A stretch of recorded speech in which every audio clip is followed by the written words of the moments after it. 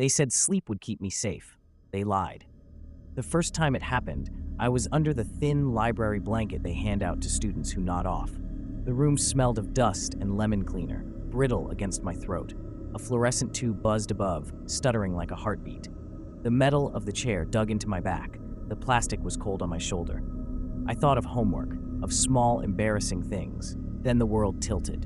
My body would not move. There was a weight on my chest, slow and steady, like someone leaning very close. At first there was no panic, only a sterile calm that comes when your body betrays you. Sounds sharpened, the hum of lights, the fan's rhythm, a distant locker door sighing shut. In that frozen state, I became aware of another breath, close and measured, a slick intake that slid across the room. Something folded out of the doorway, as if the dark had been carved into shape. It moved wrong, not a human gait, but an elastic crawl, limbs bending where joints shouldn't. Its head turned, and the weak light caught an eye, too round like a coin drowned in oil. It didn't blink. It observed me as if reading skin. It crawled toward me on spindled limbs.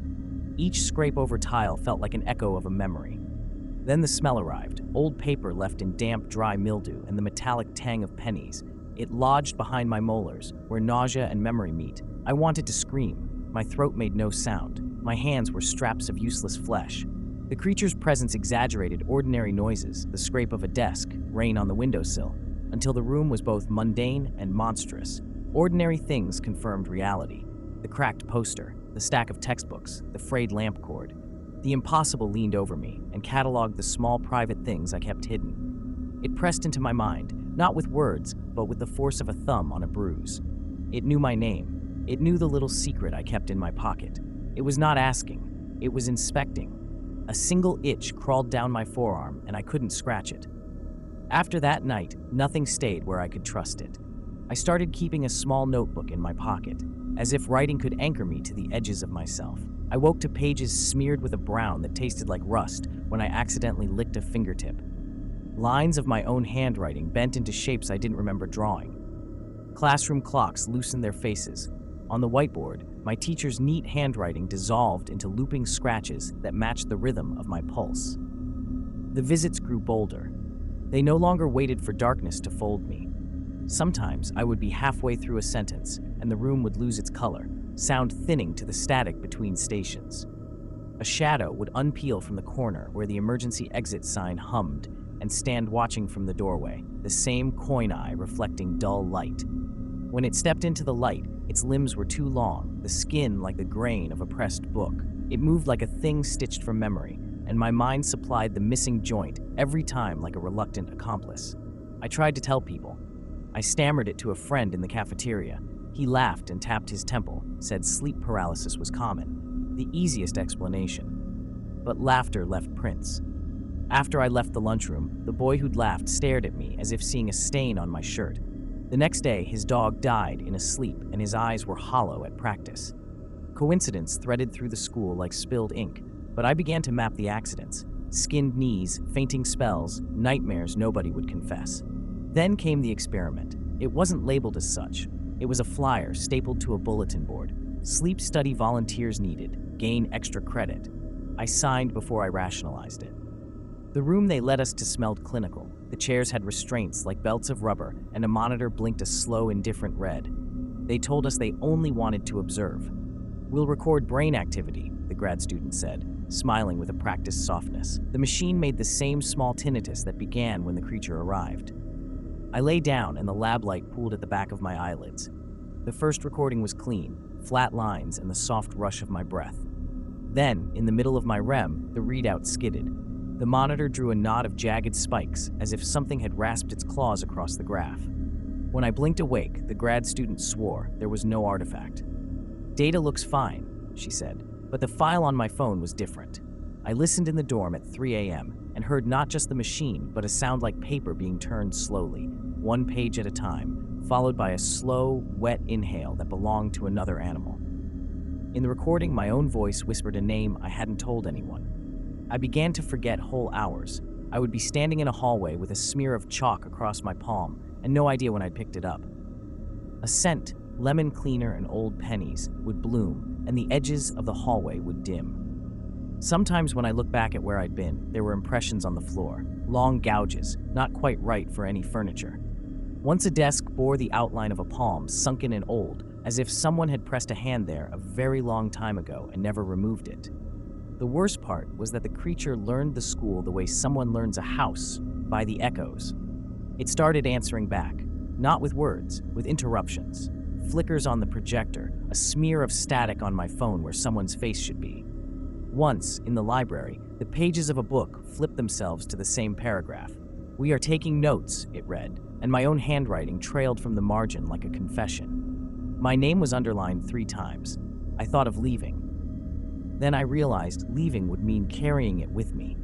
It had started to show up in photographs I took awake, shapes at the edge of frames, a smear like a thumb across the lens. Friends tagged me in pictures where nothing looked wrong, and later asked why I looked tired. They remembered different versions of me.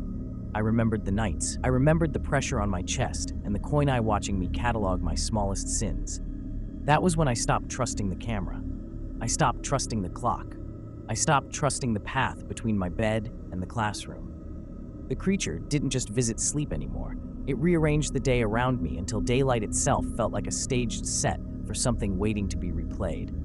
I tried to fight it the only way I knew how, with light and with proof.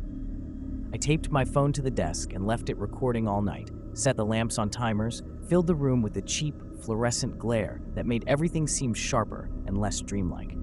I slept sitting upright, a hoodie pulled over my knees, the chair creaking under me like a boat. When the pressure came, it was different. No slower now, but precise, like a hand learning my bones. I felt the pull at the edges of my mind, a patient needle threading through bruised tissue, and then the taste of penny sour in my mouth. I woke to the phone buzzing on the floor. The video file had been renamed notes.mp4. My hands remembered swallowing, and I didn't. The recording showed me at midnight, eyes closed, lip trembling, a shape sliding from the darkness like ink in water. I didn't speak aloud. My lips moved, though, writing in the air as if tracing letters no one else could see. The creature leaned over me and pressed its head against my temple.